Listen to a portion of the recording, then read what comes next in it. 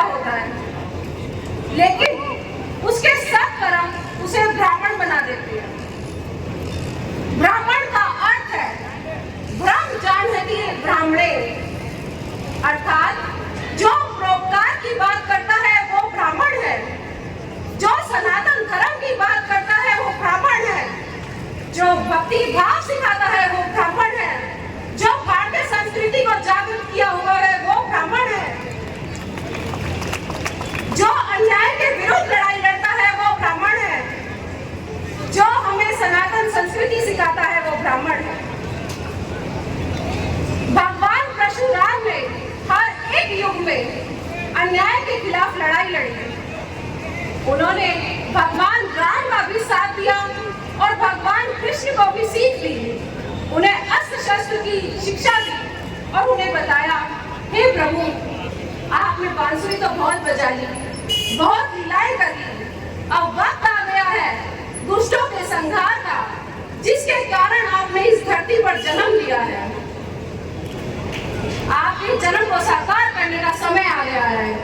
और उसके बाद उसी प्रेरणा से भगवान श्री कृष्ण ने कंस का वध किया और उसी समय भगवान परशुराम ने यह भविष्यवाणी की कि आने वाले समय में महाभारत जैसा एक महान युद्ध होगा जिसमें आपकी भूमिका सर्वोपरि रहेगी।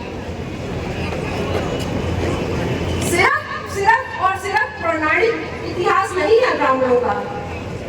ब्राह्मणों को किंग मेकर तो कहा जाता है, लेकिन उन्होंने कभी सत्ता का लोभ नहीं किया।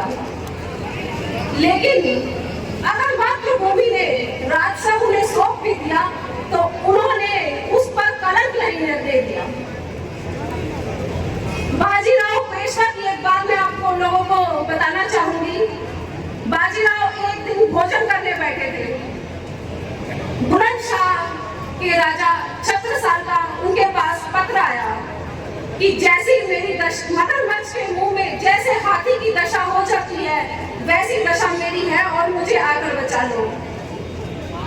भोजन पूरा किए बगैर वो उठ गए। सेवकों ने कहा, आप भोजन पूरा कर लीजिए। तो बाजीराव ने कहा, अगर मैंने आज भोजन कर लिया तो इतिहास कहेगा एक क्षत्रिय ने मुझसे मदद मांगी और एक ब्राह्मण भोजन करता रह गया। महाराष्ट्र से लेकर बुंदेलखंड तक की 10 दिन की दूरी थी उस समय में, लेकिन बाजीराव ने अपने घोड़े पर 48 घंटे में वो दूरी पूरी कर ली और फंगस का धड़ सर से अलग कर दिया। ऐसे थे हमारे पेशेवर। मंगल पांडे, वीर सावरकर जैसे कितने ही बलिदानी हुए हैं जिन्होंने भारत की मां के लिए अपना सब कुछ न्यौछावर कर दिया। महाराज चाणक्य कौटिल्य बुद्धि के थे। उन्होंने ही सबसे पहले भारत को स्वतंत्रता दिलाने का सपना देखा था। ऐसे ही ना जाने कितने विद्वान हुए हैं जिनके लिए कहा गया है, जात ना पूछो ब्राह्मण की, जात ना पूछो ब्राह्मण की, पूछ लीजिए ज्ञान। जात ना पूछो ब्राह्मण की, पूछ लीजिए ज्ञान। मोल करो तलवार का, पड़ी रहने दो म्यान। हरियाणा में हमारे एक से एक कवि हुए जो ब्राह्मण थे। हरियाणा के शेक्सपियर कहे जाने वाले, हमारे कालिदास कहे जाने वाले पंडित लक्ष्मी चंद को कौन नहीं जानता। उन्होंने कविता और रागनियों के आधार पर हरियाणा की संस्कृति को इतना गौरवशाली बना दिया। मैं तो ये कहना चाहूंगी कि हमारे तपस्वी ब्राह्मणों के ही कारण आज अयोध्या में जो राम मंदिर बन रहा है वो आप लोगों की ही देन है।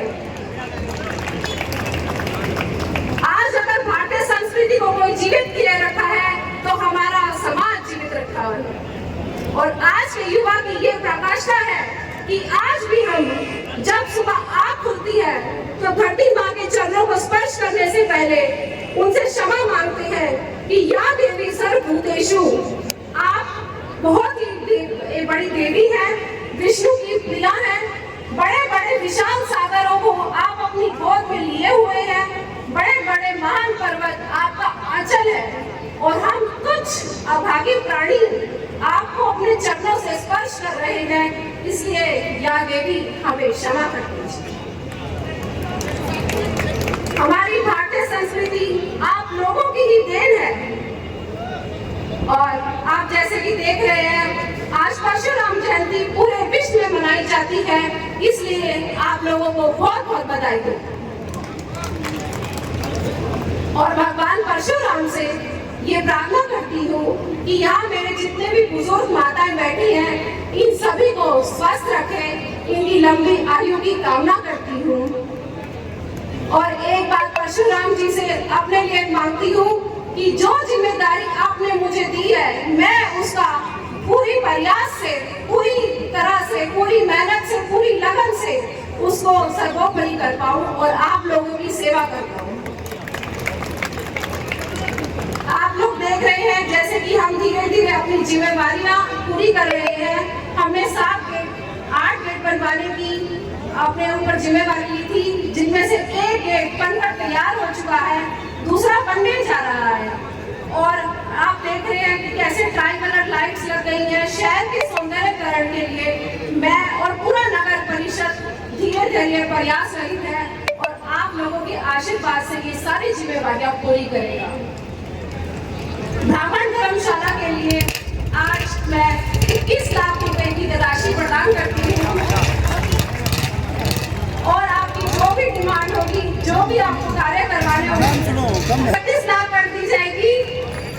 और उसके बावजूद भी अगर आपको कभी भी हमारी जरूरत हो तो आपकी ये बेटी हमेशा आपके पास खड़ी रहेगी।